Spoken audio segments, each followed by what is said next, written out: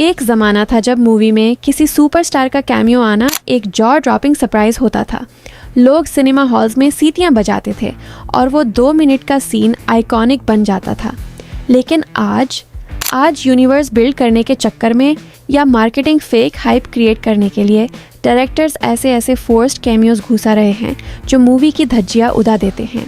Welcome to फिल्मी world. हम बात कर रहे हैं उन प्योर कैमियोज की जो सिर्फ 2 से 5 मिनट के लिए स्क्रीन पर आए, लेकिन उनकी एंट्री ने ऑडियंस को एक्साइट करने के बजाय क्रिंज, गुस्सा या हैवी ट्रोलिंग का शिकार बना दिया।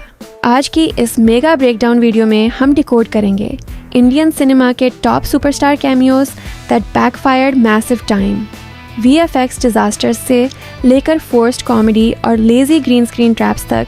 चलिए शुरू करते हैं। लिस्ट की शुरुआत करते हैं YRF स्पाई यूनिवर्स के सबसे बड़े शॉकर से। टाइगर 3 में शाहरुख खान एज पठान का कैमियो।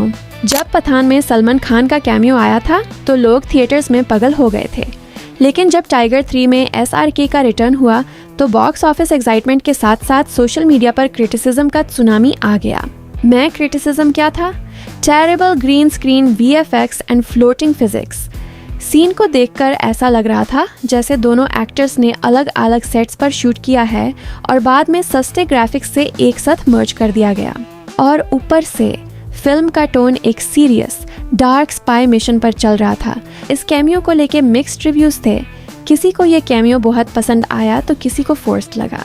नंबर 2, ईयर 2011 में शाहरुख खान ने इंडियन सिनेमा का सबसे बड़ा क्रॉसओवर ट्राई किया था।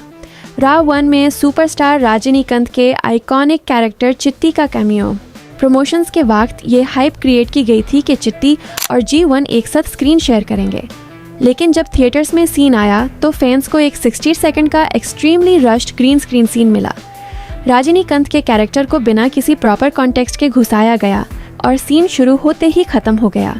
थलाइवर फैंस ने इसे अ प्योर मार्केटिंग गिमिक और डिसरिस्पेक्ट करार दिया। नंबर 3 पर है मेगास्टार चिरंजीवी की फिल्म गॉडफादर। जब सलमान खान स्क्रीन पर आए तो ऐसा लगा जैसे गॉडफादर की स्टोरी पॉज हो गई है और एक random Bollywood item action scene play होने लगा है। बैड हिंदी तेलुगु डबिंग और अननेसेसरी बाइक ड्रिफ्टिंग, इसने पॉलिटिकल ड्रामा की पूरी सीरियसनेस को डिस्ट्रॉय कर दिया। फैंस ने कहा कि ये कैमियो कैरेक्टर की डिमांड नहीं थी, बल्कि चिरंजीवी और सलमान की रियल लाइफ दोस्ती का एक फोर्स्ड प्रोडक्ट था। नंबर 4 पर एक ऐसा कैमियो है जिसके ऊपर इंटरनेट 2 हिस्सों में बांट गया। Akshay Kumar in street view. While many general moviegoers enjoyed his surprise appearance, hardcore cinema critics और horror comedy fans ने इसे heavy criticism दिया। स्ट्री यूनिवर्स का चार्म उसके ग्राउंडेड, रस्टिक और चंद्री टाउन के लोकल ह्यूमर में था। पंकज त्रिपाठी, राजकुमार राव, अभिषेक बनर्जी। लेकिन अक्षय कुमार के आते ही सीन का टोन बदलकर एक loud slapstick Housefull cheer style comedy बन गया। क्रिटिक्स ने पॉइंट आउट किया कि सुपरनैचुरल यूनिवर्स के मेन विलन सरकटा को डिफीट करने के तरीके में सीरियसनेस होनी चाहिए थी, लेकिन Akshay over the top antics ने क्लाइमैक्स के थ्रेट लेवल को एक जोक बना दिया। नंबर 5 पर है SRK as scientist Mohan Bhargava in Brahmastra. Visual effects wise ये सीक्वेंस विजुअली एंगेजिंग था, लेकिन स्क्रिप्ट राइटिंग वाइज इसने ऑडियंस और कॉमिक बुक फैंस को सख्त डिसअपॉइंटेड किया।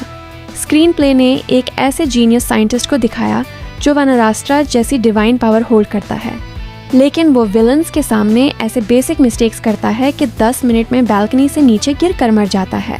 फैंस का कहना था कि SRK के लेवल के स्टार को सिर्फ 10 मिनट के विजुअल पंचबैग की तरह यूज़ किया गया ताकि मूवी की शुरुआत में हाइप क्रिएट की जा सके।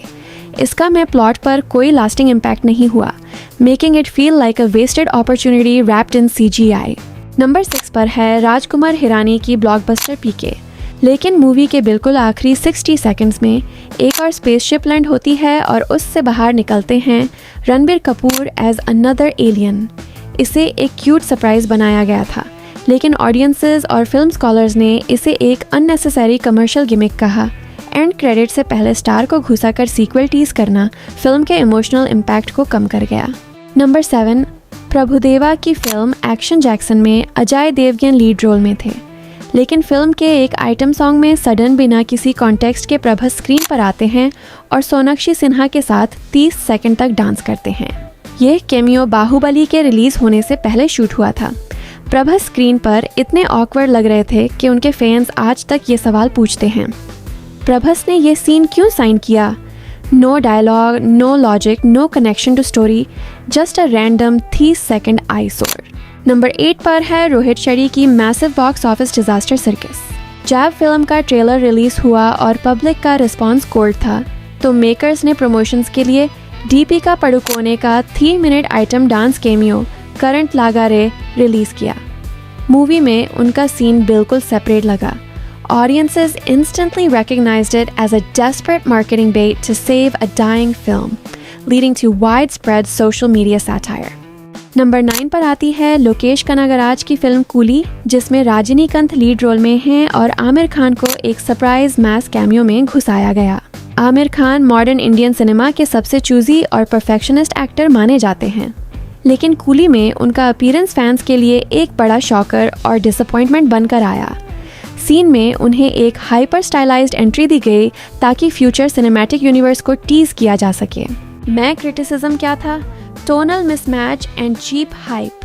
मूवी का कोर प्लॉट ग्राउंडेड और ग्रिटी एक्शन पर बिल्ड था, लेकिन आमिर खान का 2 मिनट सीन पूरी तरह लाउड कमर्शियल स्टाइल में शूट किया गया, जो मूवी के मेन टोन से बिल्कुल मैच नहीं करता। हार्डकोर सिनेफाइल्स और आमिर फैंस ने इसे एक फ्लैट मार्केटिंग स्टंट करार दिया, जो स्क्रिप्ट की ज़रूरत नहीं बल्कि यूनिवर्सिटीज़ का फोर्स्ड प्रोडक्ट था। And finally number 10, the laziest cop universe cameo in history. Rohit Shetty cop universe में चुलबुल पंडे सलमान खान के एंट्री को महीनों तक हाइप किया गया था। फैंस को लगा था कि सिंघम और चुलबुल पंडे का एक एपिक क्रॉसओवर एक्शन सीन होगा, लेकिन जब फिल्म रिलीज हुई तो पोस्ट क्रेडिट सीन में क्या मिला? अ 3 second green screen shot. Salman Khan एक स्टूडियो सेट पर सस्ती ग्रीन स्क्रीन के आगे पुलिस यूनिफॉर्म में खड़े थे, एफर्टलेस तरीके से एक डायलॉग बोला और सीन खत्म। इंटरनेट पर इसे B grade CID level production और the most embarrassing cameo in Hindi cinema तक बोल दिया गया। ऑडियंस ने महसूस किया कि ये क्रॉसओवर कैरेक्टर की रिस्पेक्ट के लिए नहीं, बल्कि सिर्फ टिकट सेल्स बढ़ाने का एक चीप गिमिक था। एक अच्छा कैमियो वो होता है जो कहानी को आगे बढ़ाए, जैसे विक्रम में सूर्या एज रोलेक्स। वो सिर्फ 3 मिनट के लिए आए थे, लेकिन उन्होंने पूरी मूवी की एनर्जी को बदल दिया क्योंकि वो रोल ऑर्गेनिकली रिटन था। जब तक डायरेक्टर्स फैन सर्विस और यूनिवर्स बिल्डिंग की दौर में पढ़कर फेक कैमियोज बनाते रहेंगे, ऑडियंस उन्हें ऐसे ही रिजेक्ट और ट्रोल करती रहेगी। आपको इन सभी कैमियोज में से सबसे खराब और फोर्स्ड एंट्री किसकी लगी? अपनी ऑनेस्ट ओपिनियन कमेंट सेक्शन में ज़रूर लिखें। वीडियो पसंद आई हो तो लाइक करें, दोस्तों के साथ शेयर करें और सिनेमैटिक ब्रेकडाउन्स के लिए चैनल को सब्सक्राइब करना मत भूलिए। तब तक के लिए कीप लविंग सिनेमा।